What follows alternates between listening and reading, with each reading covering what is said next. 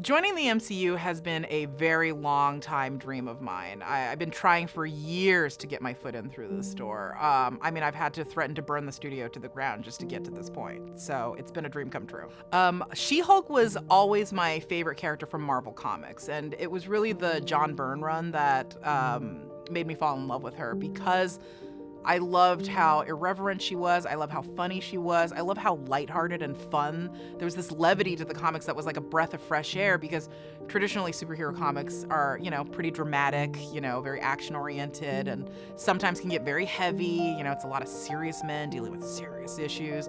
And so it was just so fun and refreshing to see this, hilarious, like sassy, 6'7" green woman who was saving the world, but also making quips, and not taking it too seriously, because it also felt very real that somebody would deal with, it felt very human that somebody would deal with like trauma and a scary situation and, adrenaline with humor.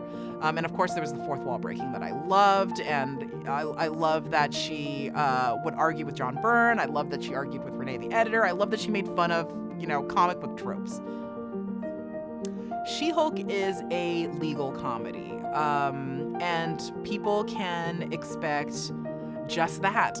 30 minutes of funny, law-related stories, but also really at its core, the show is a story about a young woman who is a working professional who is trying to deal with all the different aspects of a normal 30-something's life, working, relationships, friends, extended family. But on top of all that, she is also unwillingly now a superhero, and she has to deal with all the ramifications of what that means. Jennifer Walters is your average 30-something woman. She is a working professional with a career and great friends, a very frustrating family, and but on top of all this, she gets, without asking for it, she gets Hulk powers from her cousin Bruce Banner, because the two of them are in the very unique position of being in a family with two Hulks. When Jen Walters first gets her Hulk powers, she is not psyched. Just as I feel any woman in her position would probably not be psyched, because she didn't ask for it, she didn't plan for it, and it's a complication in her life. And if she could return the powers, she absolutely would, because this was not what she wanted. Jen and Nikki are ride or die best friends.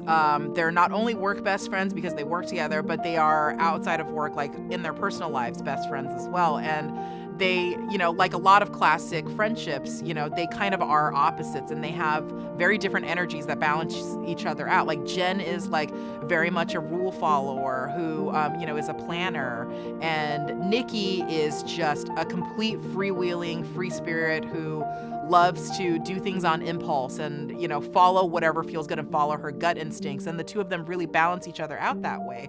Tatiana and Ginger were so good, had such wonderful chemistry. Like they instantly felt like best friends, and they are friends outside of the show now, but when they first met, like instant chemistry, and they really both understood innately like how important it was to portray this very, very real type of layered, realistic female friendship. And also they were so good at improvising with each other too, that I think that also kind of lended this vibe of like, oh, these are real friends just hanging out and we get to watch them.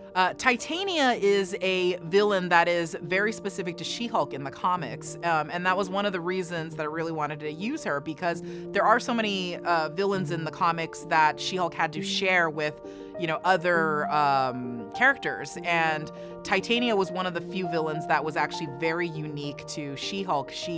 On our show, she is, in our modern world, she is an influencer, which I feel like is something that a modern day villain would very easily want to harness because of the reach and also the control of narrative that you have when you are very media savvy.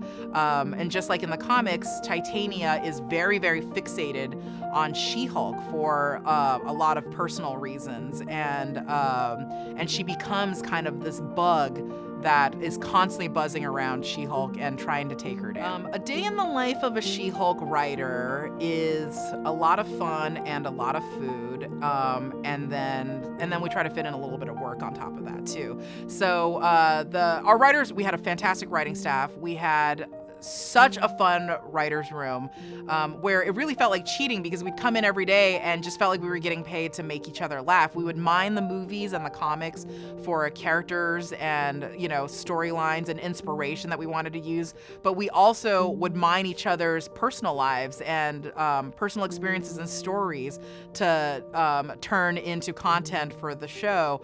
And then on top of all of that, there was the room ham, which is an entire leg of jamon serrano that we had in our writer's room. And my assistant Yusong and one of the writers, Zeb Wells, would take turns using this incredibly long knife to slice jamon serrano for everybody. And we would take ham breaks every single day in the afternoon. And that's really what kept us going. We went through 3 entire legs of jamon serrano.